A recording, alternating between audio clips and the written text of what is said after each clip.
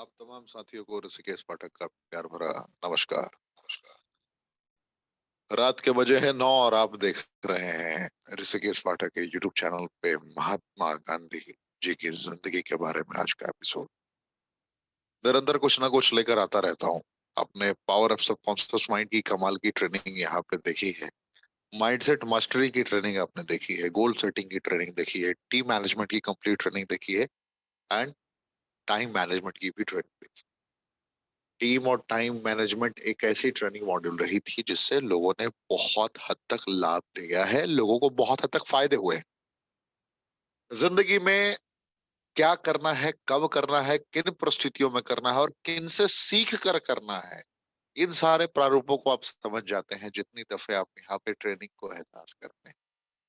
महात्मा गांधी एक ऐसे दिग्गज जिनकी जीवनी पे, जिनकी जिंदगी पे 23,000 से ज्यादा लोगों ने या तो वीडियोस बनाए हैं बड़े लेवल पे, या तो फिल्में बनाई हैं, या फिर किताबें लिखी हैं। 23,000 से ज्यादा लोग पूरी दुनिया में इन पे लिख चुके हैं, इन पे बातें कर चुके हैं, इनकी किताब छप चुकी है। तो मैं इतनी बड़ी जिंदगी को इतने संक्षेप में एहसास कराने में तो असमर्थ हूँ। आप इमेजिन कर पा रहे हैं मैं क्या कह रहा हूँ?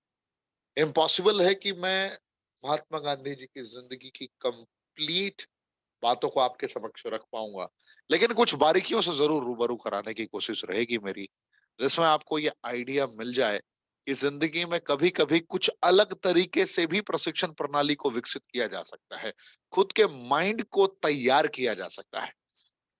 तो क्या आप लोग तैयार हैं? ये सवाल आपसे मैं पूछना चाहूंगा, कमेंट का ऑप्शन।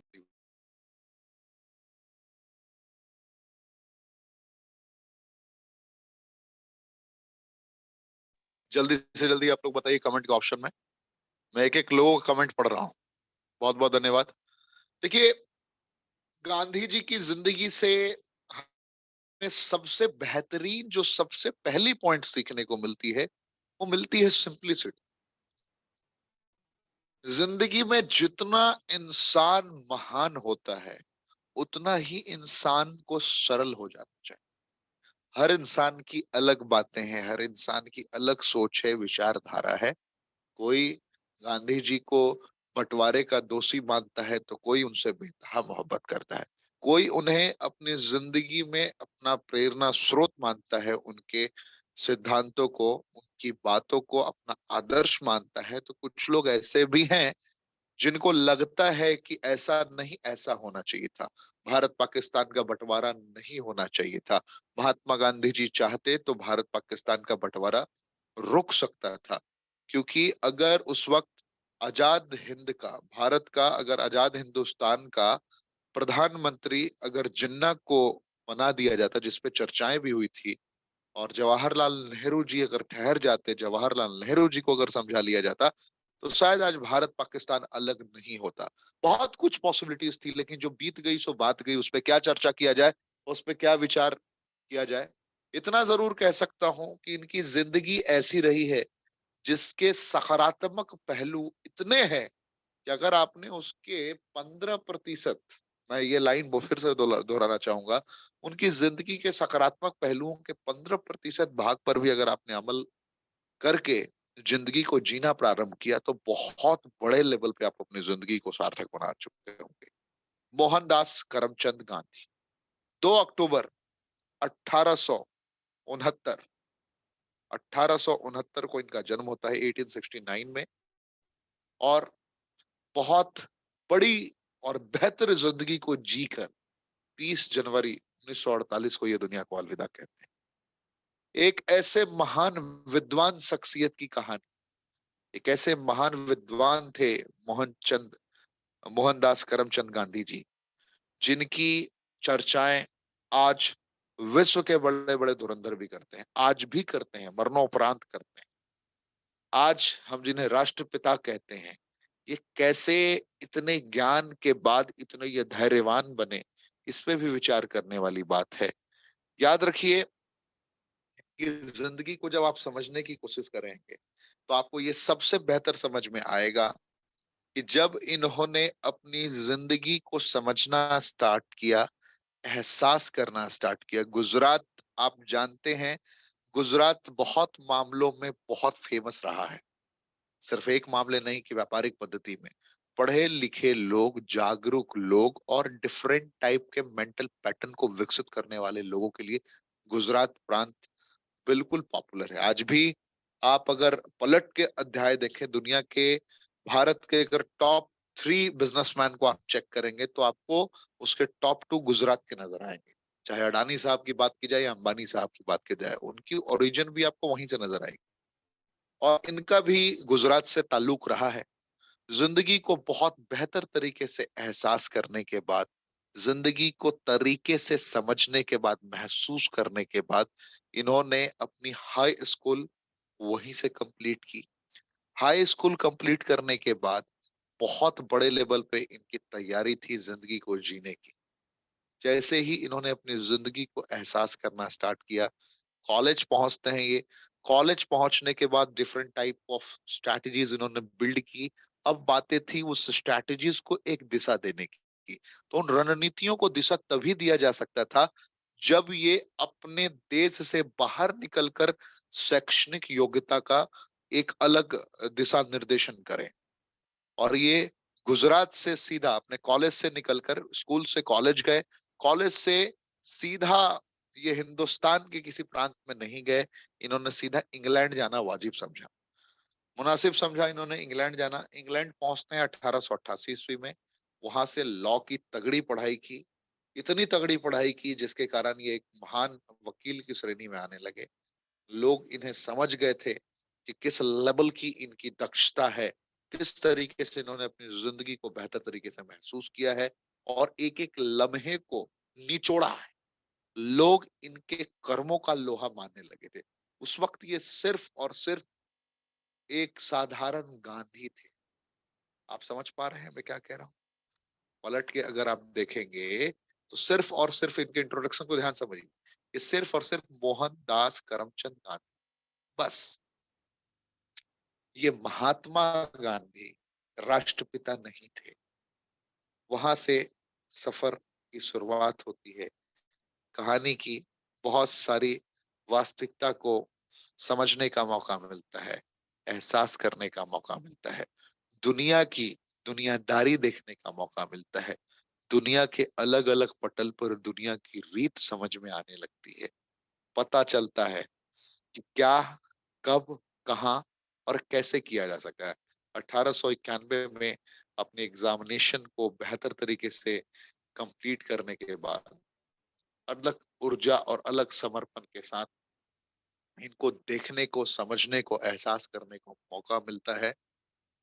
फिर से भारत वापसी करने के बाद इनके एक बेहतर क्लाइंट, जो उस वक्त बहुत सारी परिस्थितियों से दो दो हाथ कर रहे थे, दादा अब्दुल्ला के नाम से फेमस पर्सनालिटी, जो बहुत सारी विपरीत परिस्थितियों में भी खड़े होने के, स्टेबल होने की कोशिश कर रहे थे, उन्हें एक नाम सूझा कि अगर मैं इन्हें आमंत्रित करता हूं तो हो सकता है कि ये मेरे लिए कर्तव्यनिष्ठ होकर कर्म करें।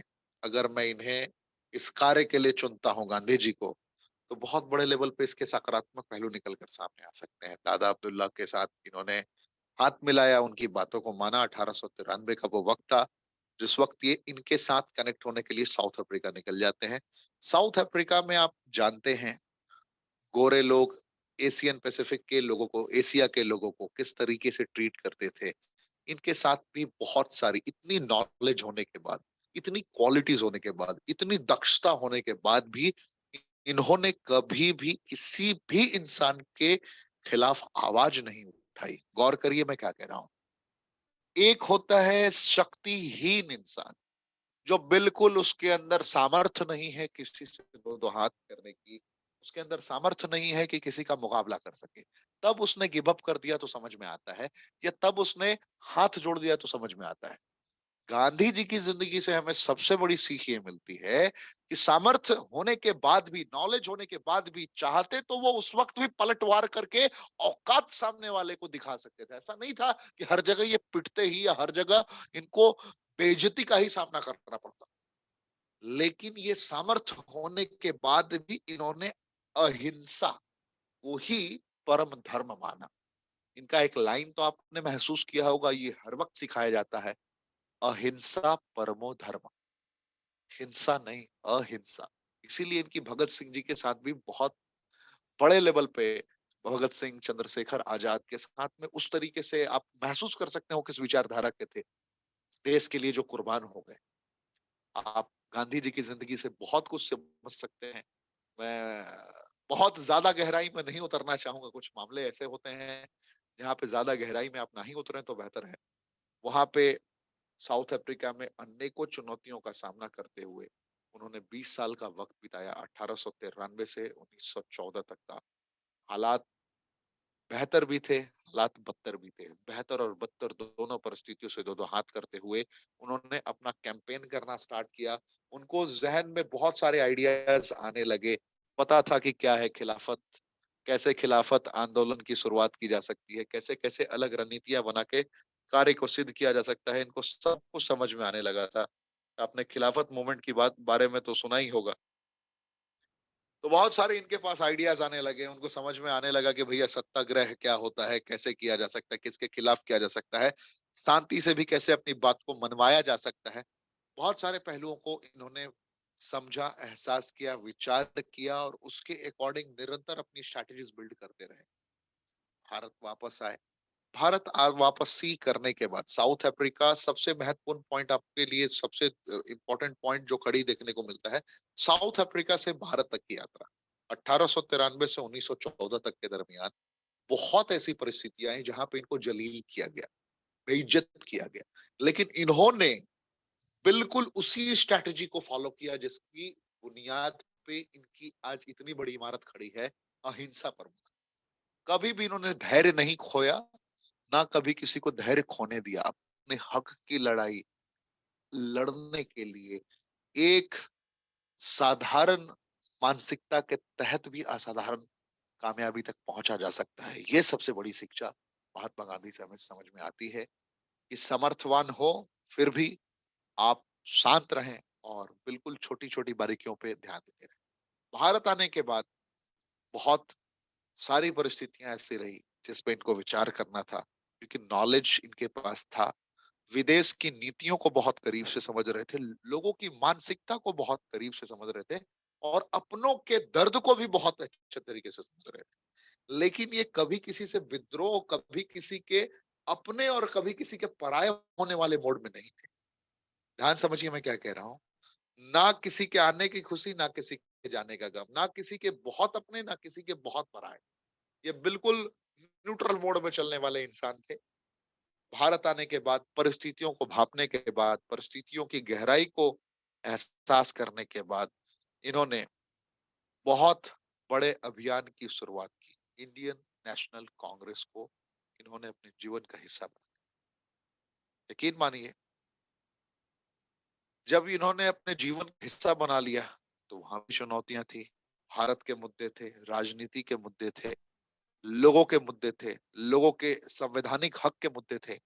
हर परिस्थितियों को बेहतर तरीके से परोसना था, समझना था और लोगों को भी समझाना था। एक उद्देश्य के साथ लोगों को एहसास कराना था कि I am always with you. ये लाइन लोगों को फील कराना था। और जब लोग फील करेंगे तभी उनके कैंपेन में उनके साथ कदम से कदम मिलाने के लिए तैयार होंगे। ये इनको भी बेहतर तरीके से पता था। परिस्थितियां ऐसी रही, हालात ऐसे रहे कि भारत को स्वतंत्रता दिलाने के लिए, भारत को आजादी दिलाने के लिए बहुत हद तक इनको परिस्थितियों से दो दो हाथ करना पड़ा, लड़ना पड़ा, कभी किसी को रोकना पड़ा, कभी कभी तो इनको अपने सबसे खासम खास की भी कुर्बानी देनी। समझ रहे हैं ना, जिनसे आप बेइंतहा मोहब्बत करते हैं उनकी भी इनको कुर्बानी देनी पड़ी। जिनके नाम पे आज पंजाब गूंज उठता है, मैं नाम नहीं लूंगा, कमेंट के ऑप्शन में आप बता सकते हैं कि मैं किनकी बात कर रहा हूँ। ये चाहते तो उन्हें बचा सकते थे, लेकिन इनको लगता था कि वो हिंसा प्रिय है। समझ रहे हैं मेरी बात। मैं उनको नहीं समझा सकता, इनको ऐसा भी बहुत दफे प्रतीत हुआ। लेकिन आप कमेंट के ऑप्शन में बता सकते हैं मैं किन की बात कर रहा हूँ। तो क्या बताऊं अब, बस आप इमेजिन करिए, इनका लक्ष्य क्लियर था। बहुत परिस्थितियां ऐसी रही जहां इन्होंने अपने लक्ष्य को साधा, लक्ष्य को प्राप्त भी किया, और बहुत परिस्थितियां ऐसी रही जहां इनको महसूस भी हुआ होगा। मैं ये नहीं कह सकता कि नहीं हुआ होगा। बहुत लेखक, बहुत लोग अलग तरीके से इनकी किताब लिखे हैं। कुछ लोग, कुछ लोगों की किताबों में एक अलग उल्लेख है, कुछ लोगों की वीडियोस में अलग उल्लेख है, कुछ लोगों के महाकाव्य में जो इनकी जिंदगी पे लिखे गए हैं उसमें अलग अलग इनकी भूमिकाएं बताई गई है। मैं अपने शब्दों से कोई टिप्पणी नहीं करना चाहूंगा इस पे, लेकिन बहुत कुछ है जो फील होता है, एहसास होता है। सत्याग्रह मूवमेंट के बारे में आप जानते हैं, किस तरीके से इन्होंने शुरुआत की, किस तरीके से ये सफर में निकल गए, अन्याय के खिलाफ एक ऐसी बिगुल इन्होंने बजा दी थी। इस तरीके से ये सफर में आगे निकले, जिस सफर पे इनको पता था कि मैं शायद रहूं ना रहूं, लेकिन मेरा देश रहना चाहिए, मेरे लोग रहने चाहिए, और मेरे लोगों को वो हक मिलना चाहिए जिस हक के वो हकदार हैं। लेकिन ये हक मुझे चाहिए, सारी चीजें चाहिए, सारी कामयाबी चाहिए, सारा सक्सेस चाहिए, लेकिन मैं अपने लोगों को मजबूर ही रहने दूंगा, मजबूती से लड़कर मुझे अपना हक नहीं चाहिए। कहते हैं ना कि अगर कोई आपका अपना हक ना देना तो उसकी हथेली तोड़कर, उसका हाथ तोड़कर, कलेजा चीरकर भी अपना हक लेना चाहिए। बहुत सारे ऐसे वीर सूरमा कहते हैं, लेकिन इनका मानना था कि अपना हक चाहिए तो धरने पे बैठ जाओ, अपना हक चाहिए ना तो शांति से हाथ जोड़कर मांगो, एक गाल पे कोई थप्पड़ मारे तो दूसरा भी गाल दे दो। इस पे तो बहुत सारी मीम्स भी आती हैं कि गांधी जी ने कहा था एक गाल पे कोई थप्पड़ मारे तो दूसरा दे दो, लेकिन गलती से कोई दूसरा मारे तो तीसरे के बारे में गांधी जी ने नहीं कहा था। ये कहानियां आपने बहुत सुनी होगी, बहुत बार इसकी चर्चाएं होती है। तो इनकी जिंदगी कैसी थी, इसको जब एहसास करते हैं तो मुझे समझ में ये आता है कि इंसान का मेंटल पैटर्न रहा कैसा होगा।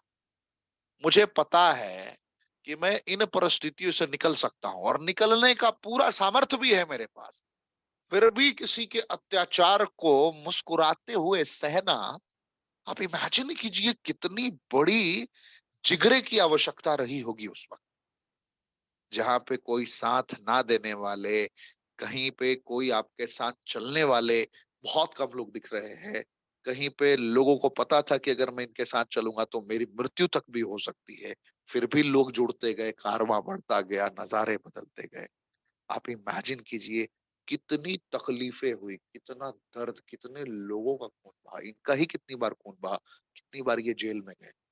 उसी दरमियान पता है, लोगों को समझाने के दरमियान, लोगों को बताने के दरमियान, लोगों को एहसास कराने के दरमियान, अंग्रेजों जब भारत को आजादी इन्हें दिलानी थी, भारत को आजादी दिलाने के कुछ साल पहले जो इनकी मानसिकता रही, इन्होंने अंग्रेजों को कमजोर बनाने के लिए भारतीयों को जागरूक किया और उनकी आंखों में आंखें मिलाकर, अंग्रेजों की आंखों में आंखें मिलाकर उनके उत्पाद ना खरीदने की अपनों को सलाह दी। इसलिए आपने चरखा देखा होगा, चरखे से भारत को आजादी मिली, आपने सुना होगा।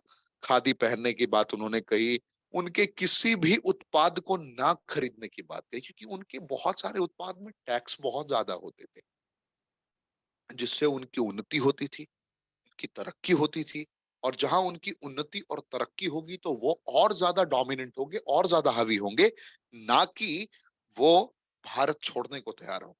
इनका कहना था कि उन्हें आर्थिक तौर पे उनकी रीढ़ की हड्डी तोड़ देनी है, जिसके लिए हम सिर्फ स्वदेशी इस्तेमाल करेंगे, सारी चीजें हम खुद का अपना उत्पाद करेंगे।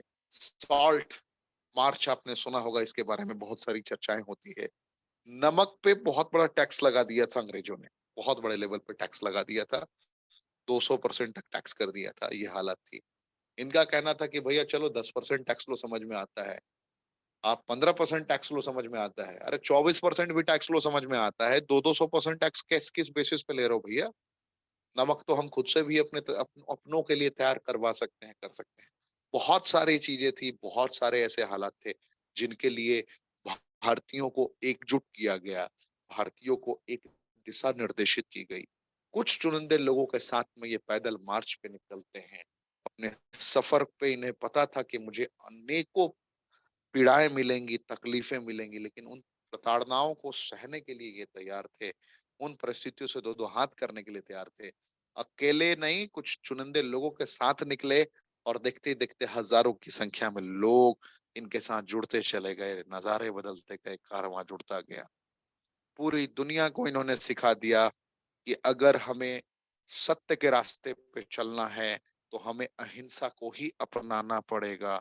हिंसावादी बनकर हम जीत नहीं सकते। शांति से ही हमें जिंदगी में कामयाबी मिल सकती है। हमें कामयाबी चाहिए ही चाहिए, हमारा ये हक है, लेकिन ये हक हम शांति से प्राप्त करेंगे, लड़ के नहीं प्राप्त करेंगे। अलग विचारधारा थी, अलग सोच थी, अलग नजरिए के साथ इन्होंने भारत को आजादी दिलाई। नेहरू जी की अलग मानसिकता थी जिनके साथ इनका कोऑर्डिनेशन बहुत सॉलिड था। वहीं पे आपको देखने को मिलते थे बहुत बेहतर बेहतर नेता। सुभाष चंद्र बोस जी के साथ में आपको पता ही है कि इनकी कैसी कोऑर्डिनेशन थी। आपने इनकी कहानियां जरूर सुनी होगी। कहीं कहीं पे ये किसी और को सपोर्ट करते थे तो कहीं कोई और निकल जाता था, कहीं कोई और अपनों की बातें करके अपने हृदय में अपनी जगह बना लेता था, कहीं कुछ तो कहीं कुछ। हमारे महात्मा जी ऐसे थे जिन्होंने सबके साथ एक अलग व्यवहार, अलग आचरण रखा, जिसके कारण आज भी इन्हें लोग प्यार करते हैं, क्योंकि ये सबको खुश करना चाहते थे। पॉजिटिव में भी इसको आप समझ सकते हैं और किसी और दूसरे प्रभाव से भी समझ सकते हैं आप। ये नहीं चाहते थे कि नेहरू जी कभी नाराज हो जाएं। कभी कभी सुभाष चंद्र बोस जी इनकी शब्द शब्दावली को समझते हुए भी, मानते हुए भी, बहुत दफे इनके कथनानुसार अपने आप को बैक, मतलब पीछे भी किया। बहुत दफे ऐसी परिस्थिति आई जहां पे ये जीते, जहां पे ये विजेता हुए, वहां पर भी गांधी जी के कहने पे बहुत सारे डिसीजन चेंज करने पड़े। मैं खुल के सारे पॉइंट्स में नहीं बता सकता, बस यही कहना चाहता हूँ कि जिंदगी में बहुत कुछ हमें अपने राष्ट्रपिता से सीखने को मिला है। बहुत सारी बारीकियों पे हम काम कर सकते हैं इनकी जिंदगी से सीख के। बस सबसे बड़ी सीख, शांत प्रिय जीवन कैसे जिया जाए, बेहतर अंदाज में कैसे समाज को एक दिशा निर्देशित किया जाए, कैसे सत्य के राह पे चलते हुए, कैसे अहिंसा के राह पे चलते हुए, कैसे अपनों को शांति से भी अपने समर्पण की बदौलत जगाया जाए, इन पहलुओं पे इन्होंने बहुत बड़े लेवल पे कार्य किया है। हमें इनकी जिंदगी से हजारों हजार सीख मिलती है। अगर हम समझना चाहते हैं, अगर हम महसूस करना चाहते हैं, तो समझना ये होगा कि सबके अंदर जान है, सबके अंदर प्राण है। आज आपको दर्द होता है तो कल उसे भी दर्द होता होगा, जिसे प्रताड़नाएं मिलती हैं, जिसे तकलीफें दी जाती हैं। सबको एक जैसा समझिए, कर्मेंद्रियों को जागृत करके निरंतर कर्म करते रहिए। कभी भी किसी और पे डिपेंडेंट होकर अपने अभियान को मत सौंपिए। निरंतर अगर खुद ही सत्य के रास्ते पे चलेंगे और आपको पता है कि आप नेक रास्ते पे चल रहे हैं, तो आपको कामयाबी मिलेगी ही मिलेगी। इनकी जिंदगी से सबसे बड़ी सीख हमें ये मिलती है कि हजारों प्रताड़नाएं क्यों ना मिले, हजारों तकलीफें क्यों ना मिले, हजारों लोग विचलित जीवन में क्यों ना करें, एक बार जो ठान लिया सो ठान लिया। कोई चले ना चले साथ में, अकेला निकल जाना है अपने सफर पे, अपने अभियान में। आप चलेंगे, कारवां जुड़ता जाएगा, कारवां बढ़ता जाएगा, आपको पता भी नहीं चलेगा कब हजारों हजार लोग आपके पीछे आ गए और आप जीत गए।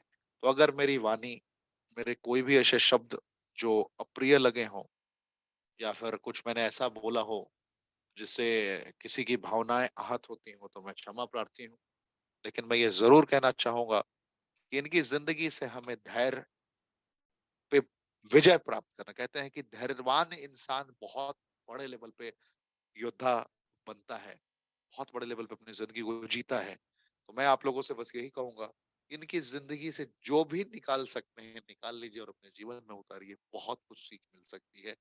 अनेकों दफे संघर्ष किया इन्होंने, संघर्ष के बाद खुद के जीवन को निछावर कर दिया, समर्पित कर दिया इन्होंने। ऐसा नहीं है कि सिर्फ सकारात्मक सकारात्मक और सिर्फ सकारात्मक पहलू ही रहे हैं। ऐसा भी नहीं कि सिर्फ नकारात्मक नकारात्मक और नकारात्मक ही पहलू रहे हैं। क्या रहे हैं ये आप कमेंट के ऑप्शन में आप लोग बताएं। मैं इसमें कोई टिप्पणी नहीं करना चाहूंगा, क्योंकि मैं ना पक्ष, ना विपक्ष, ना किसी के फेवर में, ना किसी के अगेंस्ट में मैं कोई भी शब्द बोलना चाहूंगा। क्योंकि ना मैं बीजेपी का हूं, ना मैं कांग्रेस का हूं, ना मैं किसी भी पार्टी पक्ष का पक्ष की चर्चा करने वाला इंसान हूं। मेरा कर्म बस यही है कि हमारे लोग जो भी जनता इस चैनल पे आ रहे हैं, लोग कुछ ना कुछ सीख जाए, कुछ ना कुछ की लर्निंग लेके जाए। तो 14 तारीख से कुछ अलग तरीके की ट्रेनिंग मॉड्यूल आपको देखने को मिलेगी। मैं रेगुलर बेसिस पे ट्रैवल कर रहा हूँ, इसलिए उस तरीके से आपको मैं वो नहीं दे पा रहा हूँ जो आपको चाहिए होता है। लेकिन इससे किसी को फ़र्क नहीं पड़ता है कि मैं दे पा रहा हूँ या नहीं दे पा रहा हूँ। लेकिन 14 तारीख से 14 जुलाई से ये मेरी कमिटमेंट है कि रेगुलर तो मैं 9 बजे आपसे मिल ही रहा हूँ। लेकिन 14 तारीख से कुछ अलग अंदाज में मिलूँगा, कुछ अलग तरीके से मिलूँगा। जो आपकी उम्मीदें हैं उसे 100% पूरा करूँगा। जो आपने मुझसे उम्मीदें लगा रखी हैं। समझ रहे हैं ना मैं क्या कह रहा हूँ? Thank you. जय हिंद। मिलते हैं अगले अध्याय में। अगर आप नए आए हैं चैनल पे तो चैनल को सब्सक्राइब ज़रूर करिए, बेल आइकन क्लिक करिए और अपने ग्रुप्स में शेयर करिए।